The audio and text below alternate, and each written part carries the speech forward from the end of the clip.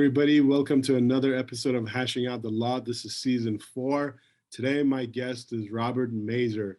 I'm very excited to have Robert on. Obviously, you guys can't see him for those that are watching the video.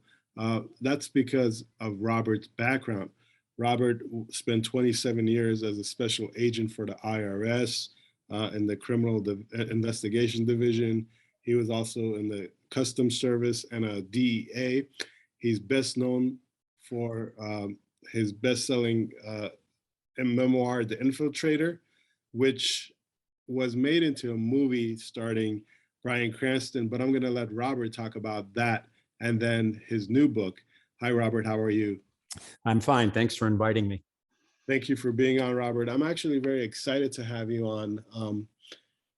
I want to talk a little bit about your background and your history. So I know I touched upon it, but could you give us a little bit more detail about your background when you were in law enforcement or in the DEA? Sure. Well, I started my career as a special agent with the IRS Criminal Investigation Division.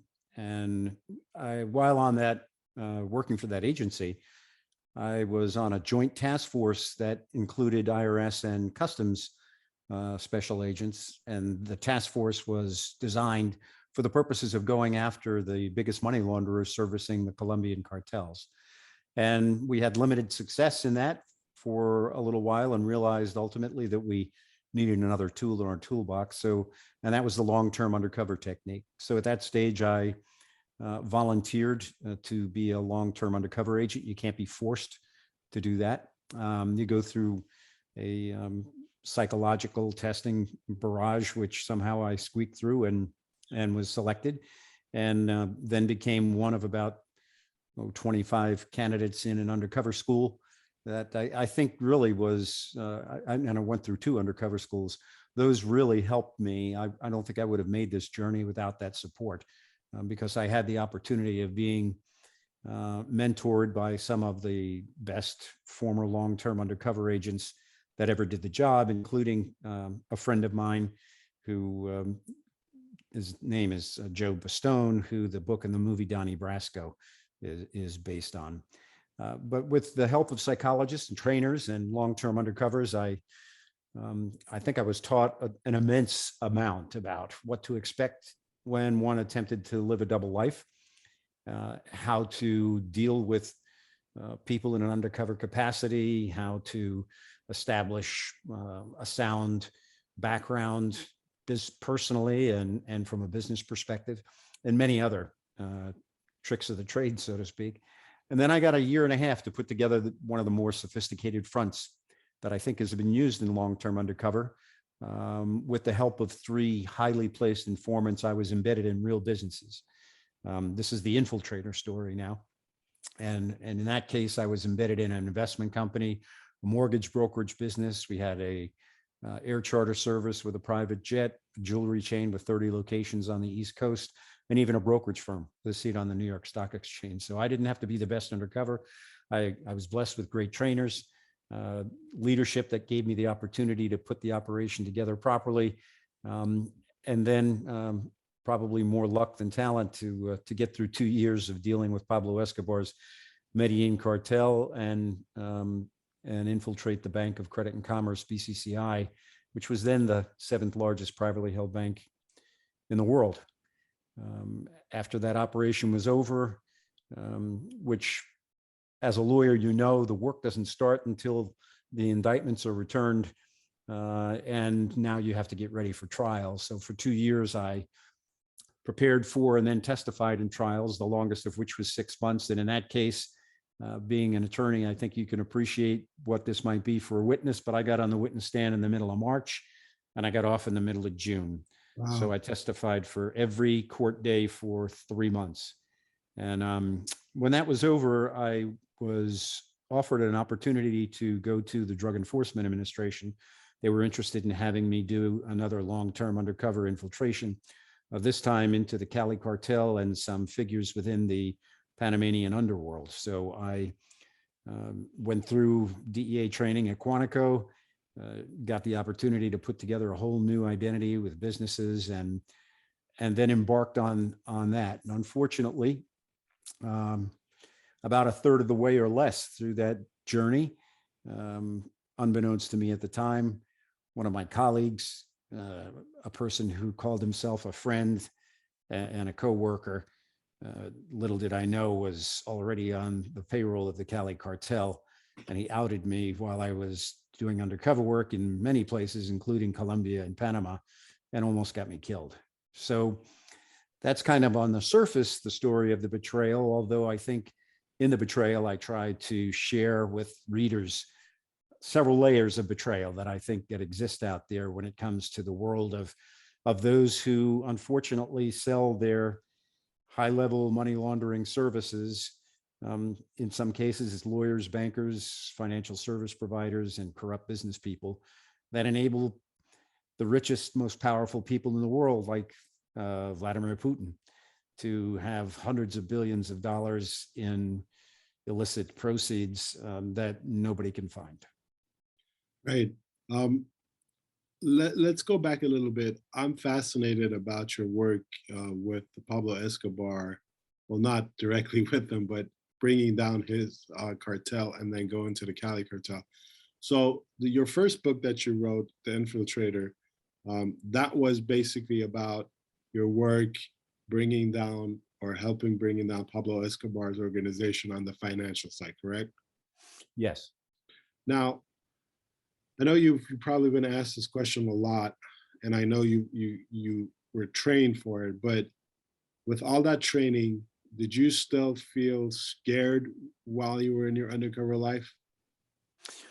You know, possibly at times when I was alone, but certainly when I was, quote, on stage, my training and my trainers helped me to understand that I would be my own biggest enemy if I were to allow myself to, in any way, either through my use of words, through my physical actions, through through the messages that your body sends when you may be saying things that aren't consistent with the truth, that I could not afford to give any signs that I was anything other than what I claimed to be, and totally easy in my skin as the fictitious character Robert Musella, the mob-connected money launderer. If I let that out, then I would be self-defeating.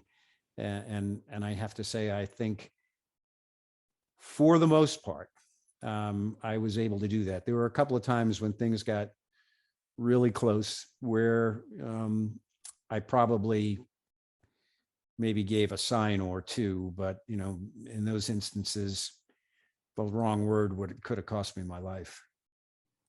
Wow, I can't imagine how intense it might have been. My other question is, afterwards, when you went to trial, like you spoke and everything, you went and got a new identity, and then you were assisting in bringing on the Cali cartel.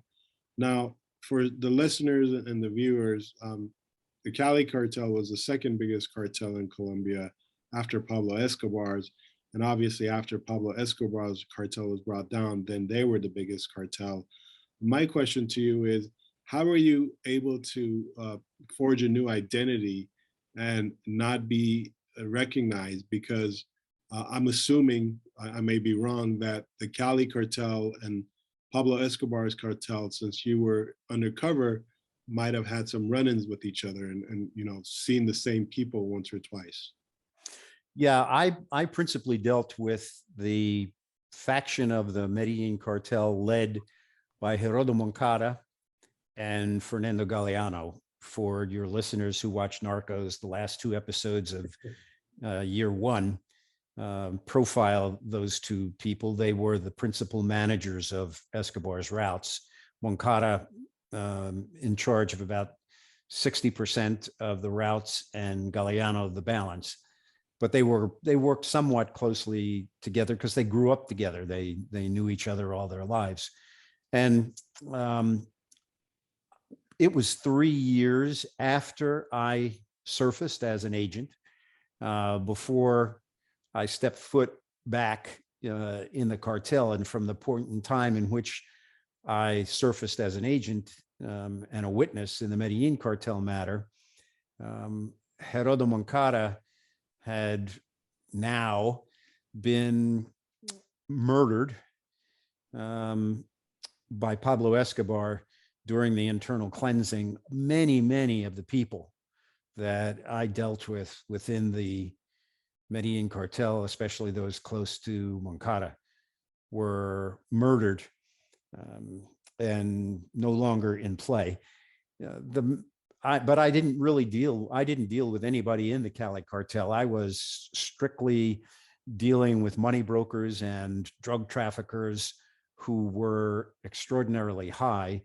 In the movie The Infiltrator, there's a fellow by the name of Roberto Alcaino who was played by Benjamin Bratt. He was a transporter of thousands of kilos of cocaine at a time, from mostly Argentina to Italy, Spain, and the Northeast, and other players like him who I dealt with, but I didn't have anything to do with the Cali players. And yeah, there was, Cali's only several hundred miles away from Medellin, but I changed my appearance significantly. I had an entirely new identity, and I was pretty intent on getting back into the underworld, principally because, okay, the Cali cartel was a target, but for me, they were a tool that enabled me to be able to get back into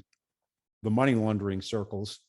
I was intent on substantiating for the rest of the world that BCCI was not an anomaly. I sincerely believed by then the claims by the senior BCCI officers that they weren't doing anything different than a certain segment of virtually the entire international banking community, servicing people who had money seeking secrecy from governments, whether they were tax evaders, drug traffickers, illegal arms dealers, third world leaders pilfering treasuries, people dealing with prohibited nations. All of them needed special services, and those services require that their money be stealth, that people cannot determine that they are either being sent for an illegal purpose or are generated through illegal activity. So my focus was really on the financial side, and I was pretty excited about trying to see if I could gather the evidence that would help the rest of the world realize that that segment of the international banking and business world is really what creates the power for criminal organizations. Without them, they're incapable of making their empires disappear and to use them to corrupt presidents of countries, military leaders, judges, prosecutors, and they have done that in many countries. And so it was really those who created the ability for corruption that were my most important targets. So, Robert, in your opinion and experience, do you think that money laundering, for a lack of a better term, is a common practice still today amongst the elite few? Absolutely. People do not, I talk to compliance officers, and I talk to them all over the world. I'm sure spoken to tens of thousands at hundreds of different conferences as either a keynote or a masterclass, putting on a masterclass. And I can tell you that the people at the highest level do not go to sources for that type of assistance unless they are convinced that they are secure and they don't try to trick anyone into laundering for them. At the lower levels, yes, people put money laundering operations together. Maybe it's a money service business, a casa de cambio, and they move money and open up accounts at banks that some may not know and some don't want to know where their money really comes from. but it's hard for me to imagine. And we can just take some of the cases over the last 10 years. I'll first hit on the Wachovia Bank case. I mean, here's Wachovia Bank, which was purchased by Wells Fargo. Wachovia Bank had no branches in Mexico.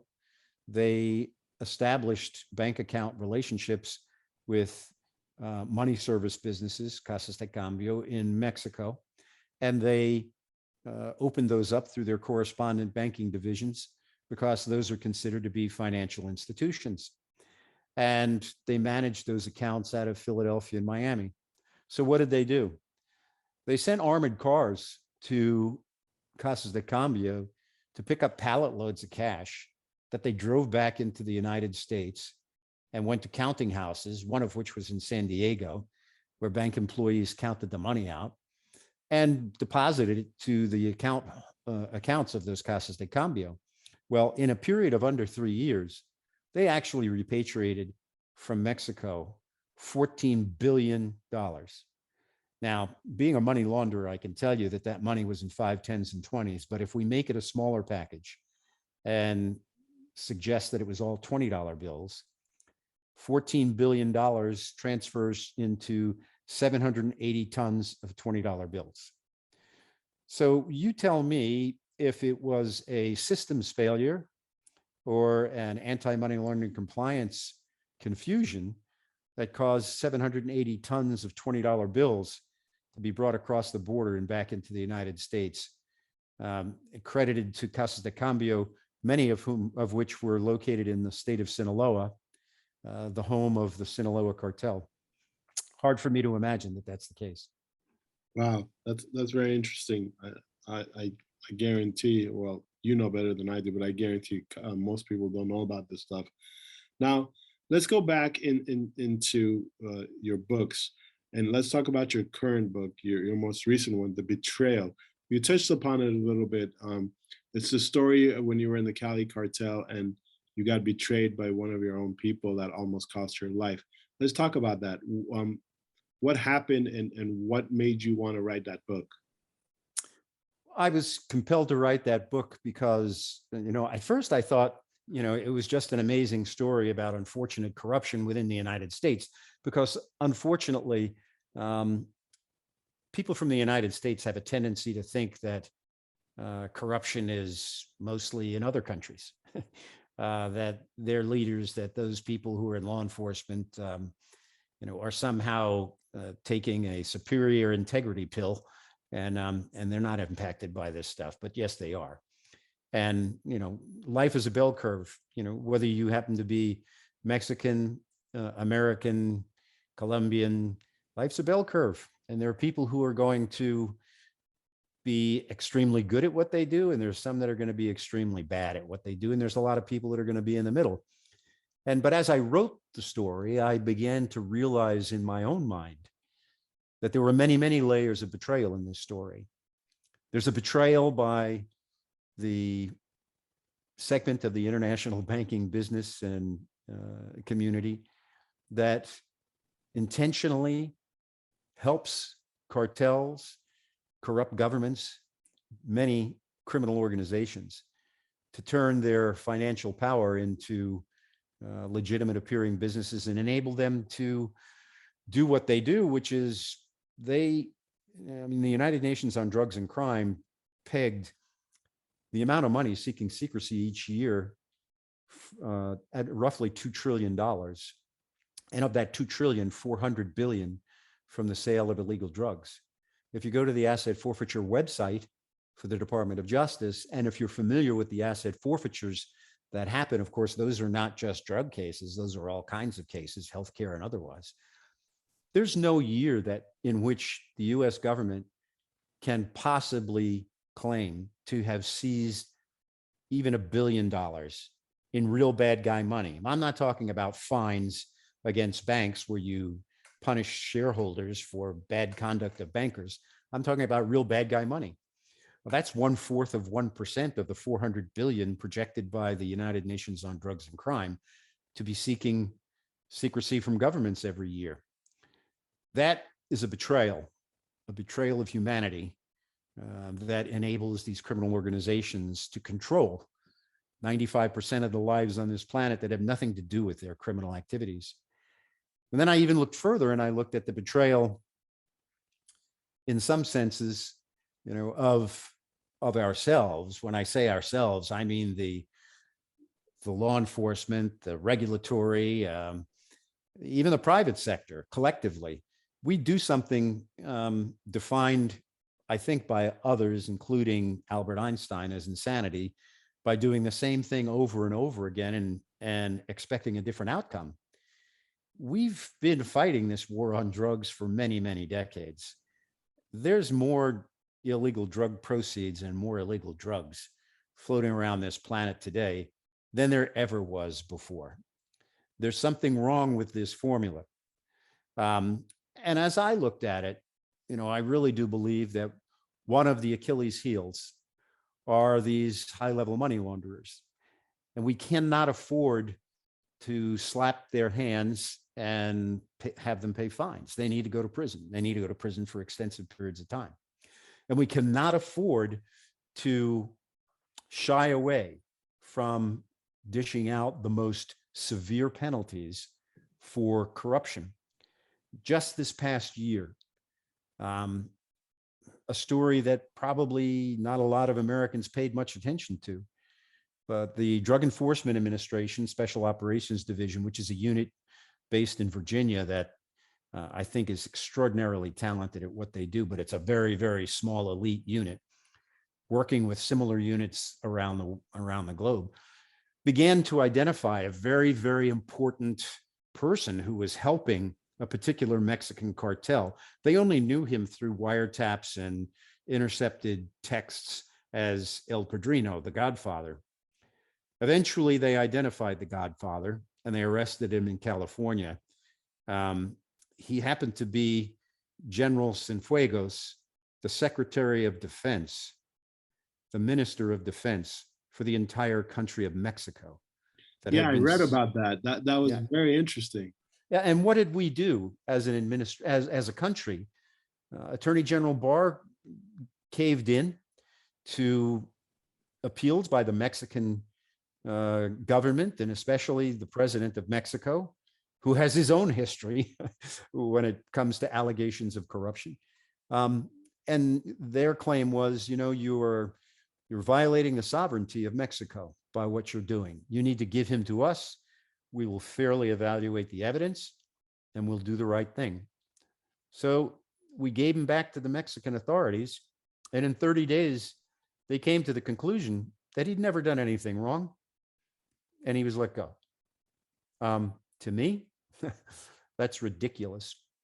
And I do believe that the third leg of the stool of a betrayal that we have to face is that we are not providing sufficient resources on the demand side of the drug problem. And I don't just mean to pick on the anemic amount of resources put toward drug education and rehabilitation for those who have the disease of drug use. But I'm also talking about the absolutely unfair educational and economic opportunity in which so many people within so many underserved and underprivileged communities attempt to exist. My grandparents who came over here from Europe, when they got here, high school was free. Don't you really think that in the last 100 years, we might be able to recognize that it would be to our advantage to educate the youth of this nation and to give them opportunities when they cannot otherwise afford it financially, to get at least several years of college and more if they excel at it, and also education and trade if that's what they want. There are people who have overcome the worst of the worst conditions and excelled in our society, but believe me, those are like one in a couple hundred at best. I think we need to even the playing field and recognize that the demand side in this war is where we can get gains in shorter term. And when I say shorter term, I say it's going to take 2 generations. And I know people think that that's a crazy long time, but we've spent 4 or 5 generations running around in circles with our hair on fire. I think we can try 2 generations of trying to do the right thing for some young minds in this nation. I agree with a lot of the stuff you said, and I could spend hours discussing it with you. I believe that we're like ostriches with our head in the ground, trying to avoid what's around us. Now, I wanna talk about where we can find your books. I know they're available both on Amazon, correct? Infiltrator and then the Betrayal. Is there uh, is there another way besides Amazon that we can get our hands on these books? Yeah, there are other distributors that handle it. One easy place to go to is to my website, robertmazur.com. Now, there's a lot of information, videos, audio files, all types of information about both of the books. But next to images of the books, there's a buy here tab, and it'll take you directly to Amazon if you click on that, so you don't have to go hunt it down. But I rely on the distributors to basically make sure that they get the book out there, and I'm proud to say that Amazon reports to me that the Kindle of the Betrayal this entire month has been a #1 bestseller in about 6 or 7 categories, and they've listed it as a #1 bestseller consistently. So I'm very happy with their efforts to get the word out there about the book. Right, I'm on your website right now, and we're going to include a link to it in the description of this episode. Robertmazur.com is the website. It's actually a wonderful website. It has a lot of information about you yourself. There's articles that talk about your work, and then obviously the books where you can purchase them. Now, Robert, you still do work. That's why we can't see your face, because you still are involved in the legal field. When I say legal field, I mean law enforcement. But I understand there was a hit on you. Is that correct? Yeah, Or a price tag on your head yeah. for About 30 days after my real name surfaced, in that was 30 days after the end of the undercover operation going into Pablo Escobar's Medellin cartel and the Bank of Credit and Commerce International. Witnesses were debriefed, and an intercept by NSA also indicated that there was a contract on my life. So my wife and I and my 2 children, who by then were 11 and 13, went underground for years. And that was a hard time for them, because that was the critical time. That was trial prep and testifying. And I had 1,200 recordings that I had to transcribe. There were some other people who were working on it, but if you're the witness and it's your voice, you've got to do the final. And in many cases, I did many versions before the final. And then you've got to be on the road testifying. I was in the UK for a couple of months, and in New York and Tampa and other places. So I really wasn't able to be with them very much during the time when they really needed me the most. And in reality, that's the final betrayal. In the Betrayal story is my harsh realization that I left behind for a period of time the people who count the most in my life. And that's a price that you don't understand how high that is until years later. It's not something that that I take lightly. And a lot of people say to me, gee, if you could do it over again, would you? And I can, without hesitation, quickly say no.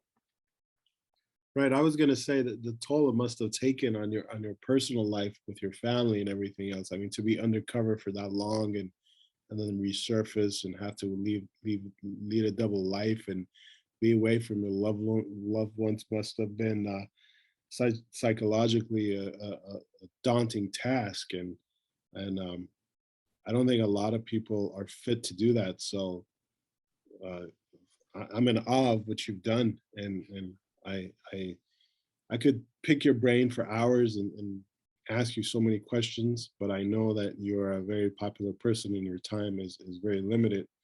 I appreciate you being on, Robert. It's a pleasure. For all the listeners and the viewers, please check out Robert's website, robertmazer.com. You can see his books. You can actually purchase his books from there. We'll also include links to the books directly on on the description of this website of this podcast. I apologize, including a link to his website. Robert, before we conclude, is there anything else you'd like to say to to the listeners and the viewers? Yeah, Arash, I would say that keep in mind that there were in both operations huge teams of dedicated law enforcement officers. These are agents, analysts, prosecutors, administrative people, all of whom serve the public. And there are many, many other people who are out there now who are serving the public in the same fashion that I tried to provide my service. And we owe them all a huge thank you for what they do for us every single day.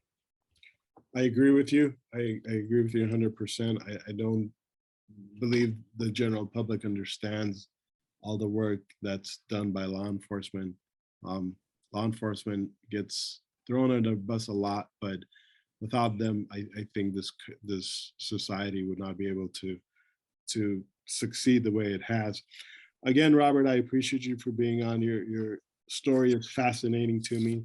I wish I could have you on for hours and just talk about your war stories and everything.